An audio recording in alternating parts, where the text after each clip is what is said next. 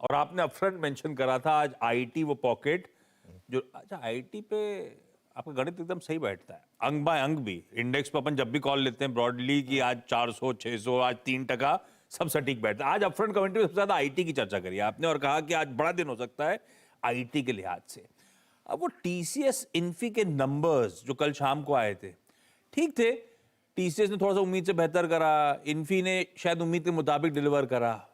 आपने उन फिर नतीजों में ऐसा क्या रीड करा, क्या आकलन है उन नंबर्स के बाद, कैसा मूड सेट कर रहे हैं दोनों नंबर्स? देखिए आशीष, क्या होता है ना, मैं आपको एक पर्सनल एक्सपीरियंस से एक स्टोरी बताता हूँ। मेरे दो बड़े भाई हैं, ठीक है, और दोनों के दोनों टॉपर्स थे स्कूल में। हम सब सेम स्कूल में जाते थे, ठीक है। तो मेरे जो सबसे बड़े भाई साहब थे, अब वो आकर अगर बोलते थे कि मेरे 80% आए तो पापा को डिसअपॉइंटमेंट होती थी कि 80% आए, ठीक है। जो बीच वाले भाई थे वो आकर बोलते थे मेरे 90% आए तो पापा को डिसअपॉइंटमेंट होती थी कि 90% ही आए इसके। मैं आके बोलता था कि मेरे 60% आए तो पापा खुश हो जाते थे। लड़का फर्स्ट डिवीजन में पास हो गया। इसकी फर्स्ट डिवीजन आ गई। इन्फोसिस के साथ वही वाला मामला था और टीसीएस के साथ एक्सपेक्टेशन इतनी बुरी है कि हल्का सा भी आउट परफॉर्म कर दो चल जाएगा। ये क्वार्टर वैसे ही वीक होता है, इस क्वार्टर में आपने बेटर कर दिया, बस उतना काफ़ी है। मैं आता हूँ कि इन दोनों में कंपनियों में रहा क्या और उसके बाद बताता हूँ कि अब इसमें व्यू क्या बन रहा है। देखिए, सीजनली वीक क्वार्टर में स्ट्रॉन्ग नंबर्स और मार्जिन पर एक चीज़ है, मार्जिन पर टीसीएस बेटर है। मार्जिन पर टीसीएस ने आउट परफॉर्म किया है। इन्फोसिस के लिए जो अच्छी चीज़ रही कि डॉलर रेवेन्यू ग्रोथ अच्छा था, plus lower end of the guidance को ऊपर किया। आप कई लोग कहेंगे कि ऊपर के वाले उसको नीचे किया, आप उसकी बात क्यों नहीं कर रहे हैं, वो इमटेरियल है। ऊपर वाला का तो उनको खुद पता था कि नहीं जाना है, वो नीचे वाले को ऊपर कर दिया, वो अपने आप में एक बड़ा पॉजिटिव है।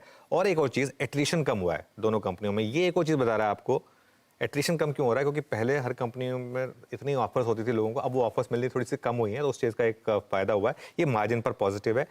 ऑर्डर बुक दोनों कंपनियों की काफ़ी अच्छी रही हैं और मैं पढ़ रहा था ब्रोकरेजेस की कि 3 सालों में 12 से 13% ईपीएस कैगर की एक्सपेक्टेशन है।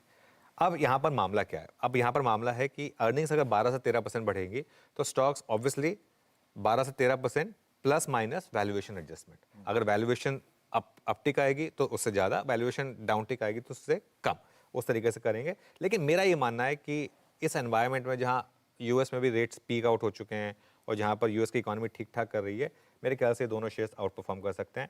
टीसीएस के नंबर्स जैसे मैंने कहा, रेवेन्यू और मार्जिन दोनों बेहतर अनुमान से। कांस्टेंट करेंसी रेवेन्यू हम एक्सपेक्ट कर रहे थे फ्लैट आएगी, लेकिन आई 1% क्वार्टर ऑन क्वार्टर। लगातार सेकंड क्वार्टर में margin improvement, EBIT 70 basis point बढ़ा, 25% पर आया।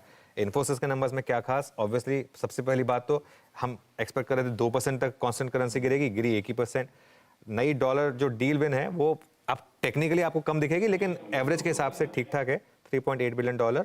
और रेवेन्यू गाइडेंस जो उन्होंने इंप्रूव की है 1 to 2.5% से नैरो किया, तो लोअर एंड को बढ़ाया है उन्होंने। और एट्रिशन जो कम हुआ है वो भी अपने आप में एक पॉजिटिव है। नेट आज आईटी पॉजिटिव, मेरे ख्याल से 500-600 पॉइंट की निफ्टी आईटी में आज रैली आनी चाहिए, knew all time high possible है।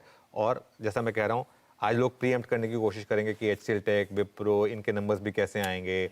मिड कैप आईटी मेरे ख्याल से आज फील्ड डे होगा यहाँ पर, ये आज सेक्टर चलना चाहिए। विजय भाई